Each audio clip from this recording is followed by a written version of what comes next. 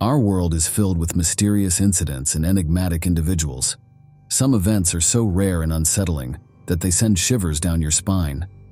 The story I'm about to share is one such tale, one that is profoundly suffocating. Claustrophobia ranks among the most dreaded phobias worldwide. Among all fears, the thought of being trapped in an elevator terrifies many. Now, imagine enduring years confined within a tiny box. The mere contemplation of such a fate might induce hysteria. Yet today's story is about a girl who lived through precisely that, a staggering 7 years spent inside a cramped box. In 1977, 20-year-old Colleen Stan, a lively and sociable young woman from Redding, California, enjoyed socializing and outdoor activities.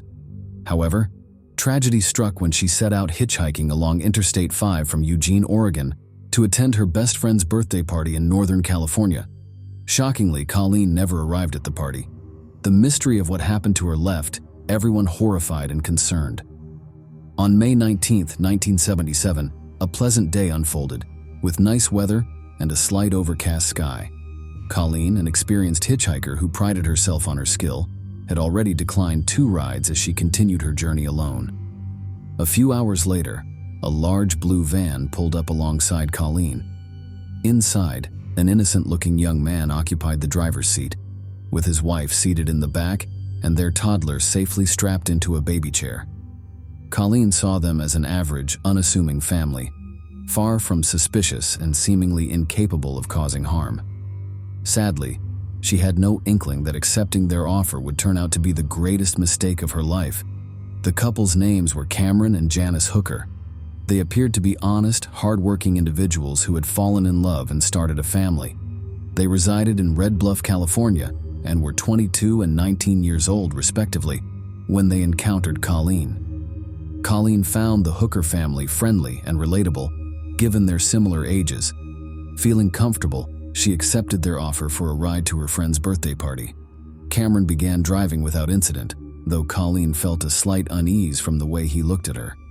They stopped at a gas station for snacks and restroom breaks. It was at this moment that Colleen's instincts urged her to flee, but tragically, she returned to the blue van. The journey resumed briefly before Cameron abruptly stopped the van, brandishing a knife against Colleen's neck. He threatened her into silence, warning that any scream would mean her death. Subsequently, he forced her into a homemade 20-pound soundproof wooden headbox to ensure her silence, while Janice Hooker immobilized her further by binding her to a chair. They then drove the 31 miles back to their home, making only a stop for fast food along the way. Now, Colleen found herself nearly 350 miles away from her hometown in Oregon.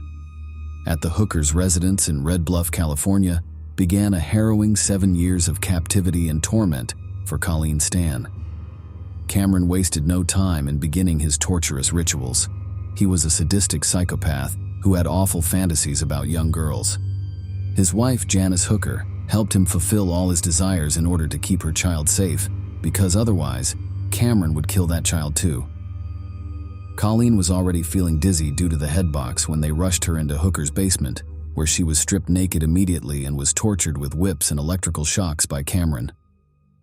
After being done for the day, Cameron and Janice had sex right underneath Colleen's suspended body. When Colleen was finally free from that nightmare, she informed the police that she had been certain the couple intended to kill her. To her astonishment, Cameron and Janice had never planned to end her life. Instead, their intentions were to dehumanize and subject her to brutal torture. Cameron's addiction to violent pornography fueled his disturbing fantasies, marking the beginning of Colleen's prolonged nightmare. For the next 7 years, Colleen was confined to a coffin-like box equipped with a sleeping mat, earplugs, and minimal ventilation holes. It became her grim home. Meanwhile, back in Eugene, Stan's family reported her disappearance to the police. Given the dangers of hitchhiking, authorities feared she might be dead. Unbeknownst to them, Colleen was enduring ongoing torture and isolation at the hands of Cameron in the Hooker's home, subjected to continual terror and abuse. This was the daily torment Colleen endured. Cameron provided her with only 1 meal a day, water, and occasionally a few potatoes. She was forced to use a bedpot for her bodily functions, leading to significant weight loss and the cessation of her menstrual cycles due to extreme stress. To further control her, Cameron coerced Colleen into signing a slave contract, threatening that a company associated with the contract would harm her and her family if she disobeyed him. Cameron's psychological manipulation and mind games left Colleen terrified and unable to contemplate escape, much like Janice, who was also ensnared by Cameron's manipulation. Over time, Cameron permitted Colleen to visit her family once alone and once with him as her new boyfriend. Though the family harbored suspicions about their daughter's living situation, they refrained from voicing concerns out of relief at seeing her alive. Meanwhile, Janice's animosity toward Cameron intensified.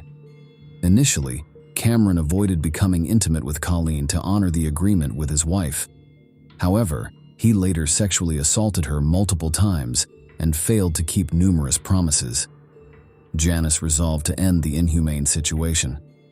Eventually, she decided to set Colleen free. One day, while Cameron was at work, she revealed to Colleen that the company was fictitious and the contract was a sham. Providing her with money, Janice urged Colleen to take the next bus to her hometown, Eugene, Oregon. Colleen followed her instructions and reunited with her family after 7 years of horror. Meanwhile, Janice went to the police station to expose Cameron's secrets. She testified against him, leading to a thorough investigation that resulted in Cameron being sentenced to 103 years in prison.